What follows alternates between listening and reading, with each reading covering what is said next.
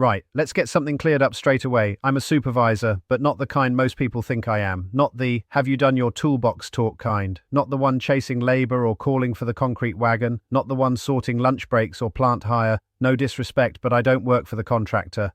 I'm not running the site, I'm running the checks. And I've got news for you. NEC4 didn't do us any favors calling this role supervisor, because ever since they did, people have got the wrong end of the stick. If I had a fiver for every time someone thought I managed labor, I'd have retired by now. They should have called us compliance lead, quality detective, or even defect whisperer, anything but supervisor. But that's what they went with, and here we are, forever being mistaken for someone we're not. Let's make it clear, I'm the NEC4 Supervisor. That's a specific role, named in the contract with duties, powers, and expectations. It's not a vague job title, it's defined in black and white. 55 times if you're asking. I'm there to protect the client's interests, to inspect, to verify, to make sure what's built is what was promised, not to boost productivity or hit program targets. That's the contractor's job. I'm not there to make you work faster. I'm there to make sure you're working right. Let's put it this way. If the site is a restaurant kitchen, the contractor is the chef, the PM is the customer, and I'm the food inspector. You can plate it up with all the garnish you like. If it's undercooked, it's going back. No apologies, because once it's buried or poured or fixed in, it's too late to fix it without a big bill and an angry meeting. And don't mistake me for being pedantic. I'm not looking for trouble. I'm trying to prevent it. There's no joy in pointing out a defect. I'd rather help avoid it. That's why I check before, during, and after. That's why I want to see your ITPs. That's why I'm asking to witness your tests. Because when things go wrong, we all suffer. Not just the contractor. The client gets delays. The public get disruption. And the budget takes a hit that no one wants to explain at the next board meeting. Still think I just stand around with a clipboard? Let's talk about authority. I'm not a helper. I'm not a guest. I'm appointed by the client. I've got the power to witness tests, to raise notifications, to flag up defects, to issue go-no-go calls. That's not optional. That's contractually binding. And when I say that doesn't meet the scope, it means stop what you're doing and fix it. Because it's not about opinions, it's about compliance.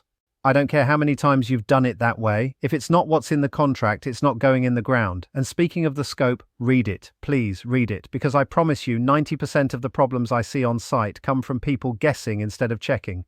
Drawings, ignored, specifications, assumed, details, skimmed over.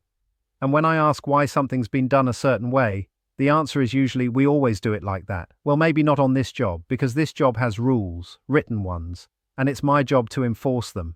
Now let's talk about what I don't do. I don't manage your operatives, I don't schedule your trades, I don't push your deliveries. That's the site supervisor. He's contractor side, he's running the gang, and he's got enough to deal with, but we're not the same. He's productivity, I'm quality, he wants speed, I want accuracy. He gets measured on output, I get measured on whether it was built right. And believe me, I don't get a bonus for turning a blind eye. Now I know what you're thinking. Sounds like a bit of a job's worth role. It's not. It's a safety net. A safety net with eyes, ears, and clipboard. I'm the last person between a rushed pour and a lifetime of problems. I'm the reason the thing lasts 50 years instead of failing in 5. I'm not the enemy. I'm the insurance policy. And just because you don't like the paperwork doesn't mean it doesn't matter. I'll give you an example. A contractor once told me not to worry because the lads knew what they were doing. I said, that's great, but can they read the scope? Because being experienced doesn't mean you're right. I've seen 30-year veterans do something completely wrong, just because no one ever told them otherwise. So yes, I check, even when it feels obvious, because assumptions cost money. Let's be honest, the title supervisor sounds like I should be running a car park. But in reality, I'm the one checking whether the foundations match the design, whether the steel's got the right certs, whether the waterproofing's been applied correctly. And yes, I get called fussy, I get called awkward, I get told to let it go. But when the client's got a £100 million asset to look after, letting it go isn't an option. You wouldn't skip a safety inspection on a roller coaster. You wouldn't drive a car built without checks, so why would you build critical infrastructure without someone making sure it's done properly? This role isn't glamorous. I'm not doing ribbon cuttings, I'm not giving motivational speeches in site cabins. But I am helping make sure the project gets delivered as promised. That's worth more than a job title with flair. So here's my message to clients. Know who your supervisor is, make sure they've got the experience, give them the authority, and back them when it counts.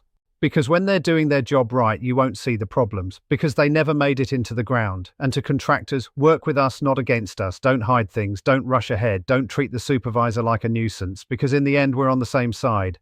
We both want a project delivered. We both want to go home on time. We both want to sleep at night knowing it was done right. And to anyone new in the industry, don't mix up the titles. If you see someone labeled supervisor in the NEC4 contract, know that they're more than a site manager. They're your compliance lead. They're the technical conscience of the job. And sometimes they're the only person saying stop when everyone else is saying get on with it. It's not always popular, it's not always easy, but it's necessary. Because if the contract is the recipe, the supervisor is the one making sure no one swaps salt for sugar and ruins the cake.